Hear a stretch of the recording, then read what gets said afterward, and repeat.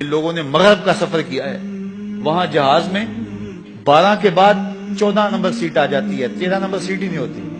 یہ منحوس اثر ہے، یعنی آج وہ کہیں اڑانے بڑھ رہے ہیں اور کہاں سے کہاں پہنچ گئے، لیکن یہ ذوف الاعتقادیہ پوری دنیا کے اوپر موجود ہے۔ تاریخیں مخصوص ہیں کہ ان تاریخوں کو شادی کرو گے تو برکت ہوگی، اگر ان کے علاوہ کسی اور تاریخ میں شادی کرو گے تو ٹوٹ جائے گا۔ ہمارے ہاں بھی کچھ لوگ کہتے ہیں کہ سفر کے مہینے میں شادی ہو تو شادی کامیاب نہیں ہوتی، اور اگر کامیاب ہو بھی جائے تو اولاد نہیں ہوتی، اولاد ہو بھی جائے تو نیک نہیں ہوتی۔ عجیب فلسفہ ہے۔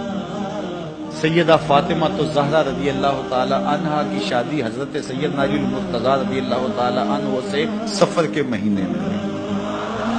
مجھے بتاؤ ایسی کامیاب شادی بھی کوئی ہو سکتی ہے، اور ایسا اچھا جوڑا بھی کوئی ہو سکتا ہے؟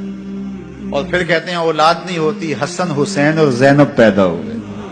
ایسی اولاد بھی ہو سکتی ہے، اچھا اولاد ہو جائے تو نیک نہیں ہوتی۔ مجھے بتاؤ حسین جیسا نیک کون ہوگا، حسن جیسا نمازی کون ہوگا، اور زینب جیسی پردے دار کون ہوگی؟ تو یہ لوگوں کی اپنی خواہشات ہیں، زبان پہ جو کہہ دیے لوگ وہی مان گئے۔ میں نے دیکھا ہے کہ بعض اوقات لوگ 1 گھنٹے کی تقریر سننے کے بعد بھی پھر بھی کہتے ہیں نہیں اصل ہمارے خاندان میں وہ واقعی منحوس ہے، فرق تو پڑتا ہے۔ جب اللہ کے محبوب نے کہہ دیا لا تجارہ، کوئی منحوس نہیں ہے، نہ دنوں میں منحوس، نہ ساعتوں میں منحوس، نہ افراد میں منحوس، ہمارے الو بھی منحوس نہیں ہے۔ تمہارے اندر کی برائیاں ہیں جو مجسم ہو کے تمہارے سامنے آتی ہیں، اس لیے کوئی منحوس نہیں۔ ہمارے والدین نے بچپن میں ہی ہمیں یہ باتیں اچھی طرح سے ازبر کروائیں اور ہماری تربیت اس طرح کی کہ ہم الحمدللہ کبھی بھی ذوف الاعتقادی کا شکار نہیں ہوئے۔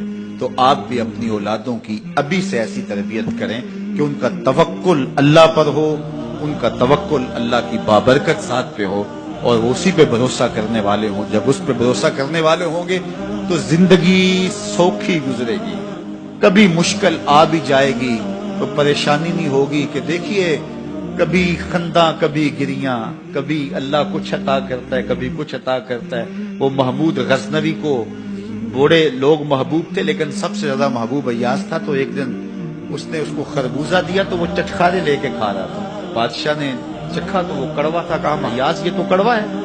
تو کہا کہ حضرت ہاں کڑوا ہے۔ تو کہا کہ تم مزے سے کھا رہے ہو؟ کہا ساری زندگی ساتھ سے میٹھی نعمتیں کھائی ہیں، آج ایک کڑوا مل گیا تو پھینک دوں؟ جب اس پہ توکل ہوگا تو کبھی تکلیف آئے گی تو بندہ کہے گا کوئی بات نہیں، جے سونا میرے دکھ وچ راضی تے میں سکھ نو چلے ڈاواں، تو بندہ کہے گا ٹھیک ہے کوئی بات نہیں ہے، یہ اس پہ بھی میں خوش ہوں۔ تو جب توکل اس پہ ہوگا تو پھر بندہ اس تکلیف میں بھی لذت لینے کا راستہ نکال لے گا۔ اور اگر یہ ہو کہ اس منحوسہ کی وجہ سے یہ سب کچھ ہوا ہے، کچیچیاں چڑھیں گی اس کے اوپر کہ اس نے یہ کیا ہے، مار دوں قتل کر دوں، اس کو چھوڑوں نہ، زمین پہ رہنے کا حق ہی چھین لوں اس سے کہ اس منحوسہ کی وجہ سے یا اس منحوس کی وجہ سے یہ ہوا ہے۔ کوئی کسی کی وجہ سے نہیں ہوتا، یہ ہماری اپنی بدعمالیوں کی سزا ہے۔ اگر کوئی ہمیں نقصان ہو رہا ہے تو توبہ کریں، اپنے گناہوں پہ غور کریں، کسی سے دھوکہ تو نہیں کر رہے، کسی کا دل تو نہیں دکھایا، ظلم تو نہیں کیا، اپنے ماں باپ کی نافرمانی تو نہیں کی، اور اگر ہمیں خیر پہنچ رہی ہے تو اللہ کا شکر ادا کریں۔